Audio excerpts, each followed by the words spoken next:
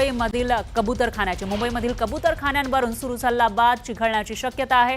मुंबई हायकोर्टाच्या आदेशानंतर कबूतरखान्यामध्ये पक्ष्यांना खाद्य टाकण्यास बंदी घालण्यात आली आहे। मात्र यावरून आता जैन समाज आक्रमक झाला आहे। कबूतरखान्यासाठी आम्ही उपोषण करणार आहोत, मात्र वेळ पडली तर शस्त्र सुद्धा हाती घेऊ असा इशारा जैन मुनी निलेश चंद्र मुनी यांनी दिलेला आहे।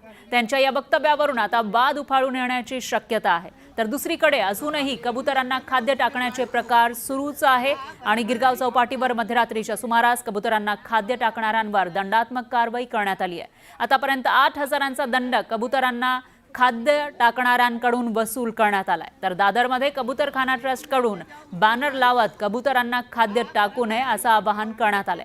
सुरक्षेचा उपाय म्हणून या ठिकाणी दंगल नियंत्रक पथक आणि पोलीस बंदोबस्त तैनात करण्यात आलाय। आता हा जो निर्णय आहे कोर्टामध्ये चालू आहे। मी पूर्व 3 तारखेला निर्णय घेतला होता। जर बीएमसी आणि राज्य सरकारने कोर्टने जर निर्णय नाही दिला तर आम्ही इथं अनशन करूया। मी नाही, पुरा सकल जैन समाज। परंतु मी कोर्टाचा आदेश आणि पोलीस प्रशासनाचा धन्यवाद देतो की त्यांनी देवेंद्र फडणवीसजी, मंगल प्रभात लोढाजी त्यांनी जो भी आपले जे जैन समाजाने निर्णय दिला आहे की भाई लोकांना दाणा टाकणं चालू झालेला आहे। काय झालंय, आमची इच्छा यह आहे की जितने कबूतर 900 जास्त वर्ष कबूतर मेले आता दोबारा मेले नाही पाहिजे आणि आमचं आंदोलन स्टार्ट राहणार आहे। आम्ही शांती बसणार नाही, बराबर ना? अनशन आम्ही शांतीप्रिय आहे। आम्हाला शस्त्र उचलायची काम नाही। आमचे शांतीने दादा आम्ही शांतीने करू। काही शस्त्र जे लोक शस्त्र होते आमचे लोक नव्हते, परंतु आम्ही शस्त्र उचलणार नाही। यदि जर जरूरत पडली आम्हाला आम्ही शस्त्र पण उचलू करून। दरम्यान कबुतरांना खाद्य देण्यासाठी कोणी चुकीच्या पद्धतीनं गाडीवर बॅरिकेटिंग करत असेल तर निश्चितच त्यांच्यावर कारवाई केली जाईल असा इशारा परिवहन मंत्री प्रताप सरनाईक यांनी दिलाय। कोर्टाचे आदेश असताना कबूतरखाना इथं जर कोणी कबुतरांना खायला देत असेल तर हे चुकीचं आहे असं सरनाईक म्हणाले।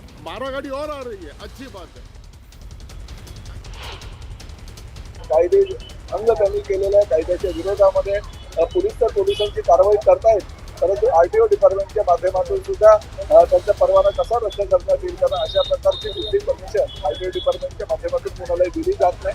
आणि असंच एक हायकोर्टाच्या निर्देशाचं किंवा सूचनांचं पालन जर कोणी करत नसेल तर आरटीओ डिपार्टमेंट त्याच्यावर कठोर कारवाई करेल। एकीकडे कबूतरखान्यावरून वाद चिघळणार असल्याची शक्यता असतानाच दुसरीकडे कल्याण डोंबिवली महापालिकेचा एक निर्णय हा वादाच्या भोवऱ्यात सापडताना दिसून येतोय। नव्या वादाची ठिणगी पडलेली आहे। 15 ऑगस्टला स्वातंत्र्य दिनानिमित्त शहरातील चिकन मटन शॉप बंद ठेवण्याचा निर्णय महापालिकेनं घेतलाय। या निर्णयावरून विरोधक आक्रमक झाले। कोणी काय खावं, कोणी काय विकावं हे तुम्ही ठरवणार का असा संतप्त सवाल जितेंद्र आव्हाडांनी उपस्थित केला। तर तिकडे जाऊन चिकन मटन पार्टी करू असा इशाराच आव्हाडांनी पालिका प्रशासनाला दिला आणि कुठल्या नियमानुसार असा आदेश काढला असा सवाल आदित्य ठाकरेंनी उपस्थित केला। सर्व कल्याण डोंबिवली महानगरपालिका क्षेत्रातील महानगरपालिकेतील नागरिकांना आपण असं आवाहन केलेलं आहे की 15 ऑगस्ट स्वातंत्र्य दिनानिमित्त जे लहान आणि मोठ्या जनावरांचे कत्तलखाने आहे ते पूर्णपणे बंद ठेवण्यात येणार आहे। त्याबाबत आपण महापालिकेतर्फे जाहीर आवाहन केलेलं आहे। चिकन शॉप, मटन शॉप आणि मोठ्या जनावरांचे जे कत्तलखाने आहेत ते त्यांच्या बापाचं आहे का याचं राज्य? काय चालू आहे आता? लोकांनी कधी काय खावं, दुकानदारांनी कधी काय विकावं, याला काय शॉप अँड एस्टॅब्लिशमेंट कायद्यामध्ये काय बंधनं नाही देत का कोणी? काय कुठली बंधन आहेत का कोणावरती? काय काय तमाशे लावलेत?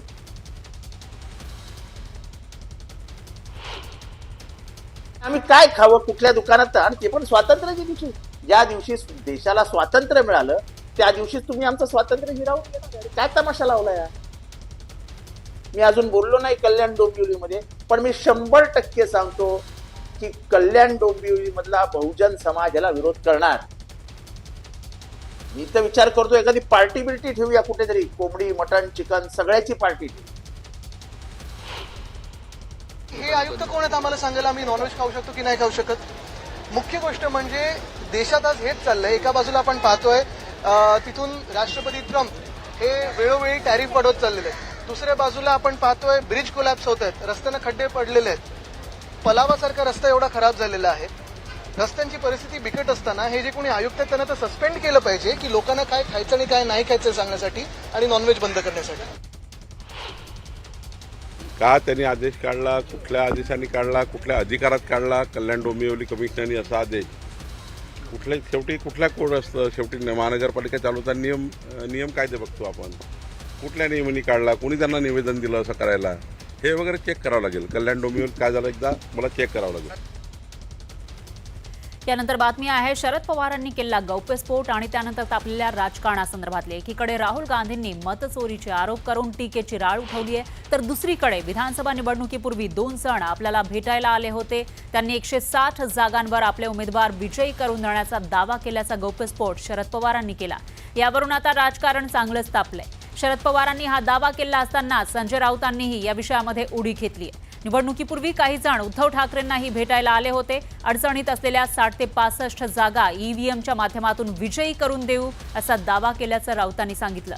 तर शरद पवारांपाठोपाठ संजय राऊतांनी केलेल्या या दाव्यावर सत्ताधाऱ्यांनी सवालांच्या फैरी झाडल्या. पवारांनी त्याच वेळी याबाबतची माहिती उघड का केली नाही, निवडणूक आयोगाला याची माहिती का दिली नाही असा सवाल सत्ताधाऱ्यांनी केला.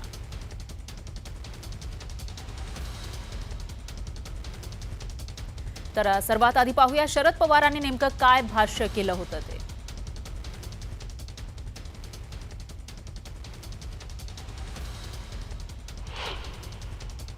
आणि त्यांनी आम्हाला सांगितलं की महाराष्ट्रामध्ये 288 विधानसभेच्या जागा आहेत आणि तुम्हाला 160 जागा निवडून येण्याची गॅरंटी देते.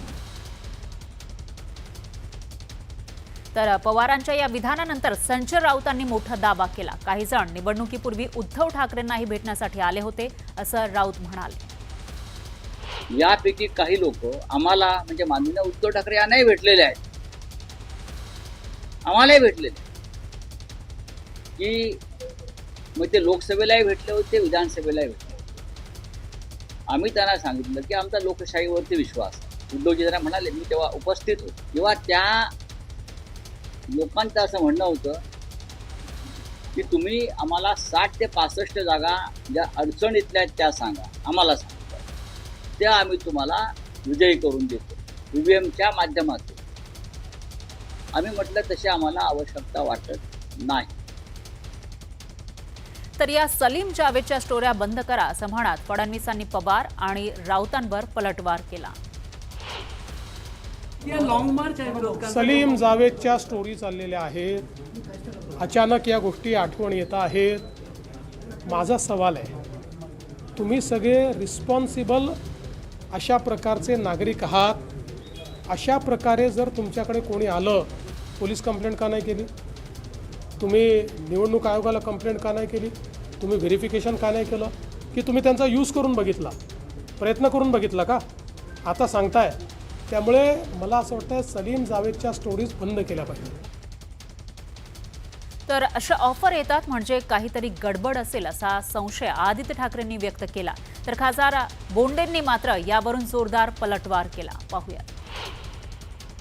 पवार साहब काफी अनुभवी नेते हैं, उनके पास बहुत सारा एक अनुभव है. आपने देखा होगा बहुत सारे चुनाव उन्होंने बहुत करीब से देखे हैं. वो ऐसे विषयों में कभी किसी को मिसलीड नहीं करेंगे और जो हुआ होगा उसी पे उन्होंने बयान दिया होगा. तो यही बात है ना कि इस देश में अगर ऐसी ऑफर्स आ रही होगी तो कहीं ना कुछ इलेक्शन कमीशन का गड़बड़ चल रही है, तो वो लोगों के सामने आना चाहिए. और मेरी तो बात स्पष्ट है, अगर चुनाव को लगता है कि राहुल गांधी जी झूठ बोल रहे हैं तो वो एक मंच पे आए, राहुल गांधी जी के सामने आए और जो हमने इंडिया अलायंस ने एक सवाल पूछे उसका जवाब दे. तसेच शरद पवार साहेबांकडे उद्धव ठाकरेंकडे निश्चितपणे गेले असतील की आम्ही मशीना सुद्धा बांधून देऊ म्हणून. खरं म्हणजे असे निवडणुकीच्या काळामध्ये पैसे कमावणाऱ्याच्या अनेक टोळ्या असतात आणि पवार साहेबांनी तर पूर्ण आयुष्य केलेलं आहे त्यांच्या काळात. अनेक लोक आले असतील मंत्रतंत्रांनी बांधणारे, आम्ही टेक्निकली मशीना हॅक करून देतो सांगणारे. खरं जर पाहिलं तर जागरूक नेत्यांनी त्या लोकांना तातडीनं तेव्हाच पोलीस स्टेशनमध्ये देणं आवश्यक. दरम्यान राहुल गांधींकडून निवडणुकांमध्ये मत चोरीचे गंभीर आरोप निवडणूक आयोगावर करण्यात आले आहे. यावरून विरोधक चांगलेच आक्रमक झाले. त्यासोबतच बिहारमधील SIRचा मुद्दाही चांगलाच गाजतोय. या विरोधामध्ये उद्या इंडिया आघाडीचे खासदार रस्त्यावर उतरणार आहेत. संसदेपासून निवडणूक आयोगाच्या कार्यालयापर्यंत मोर्चा काढला जाणार आहे. राहुल गांधींच्या नेतृत्वात हा मोर्चा काढला जाणार आहे. यामध्ये इंडिया आघाडीचे सर्व खासदार सहभागी होणार आहेत. मात्र या मोर्चावरून सत्ताधाऱ्यांकडून जोरदार टीका केली जाते. उद्या सर्व खासदार विरोधी पक्षाचे प्रमुख लोक निर्वाचन आयोगावर म्हणजे निवडणूक आयुक्तांच्या मुख्य कार्यालयावर मार्चने जाणार, लॉंग मार्च. कारण निवडणूक आयोग ज्या पद्धतीचे घोटाळे करत आहे आणि घोटाळेबाजांना संरक्षण देत आहे. राहुल गांधींनी इतका मोठा भ्रष्टाचार निवडणूक आयोगाचा आणि भाजपच्या बाहेर काढल्यावर सुद्धा पुराव्यासह आमचा निर्वाचन आयोग, चुनाव आयोग राहुल गांधीला सांगते की तुम्ही प्रतिज्ञापत्र द्या.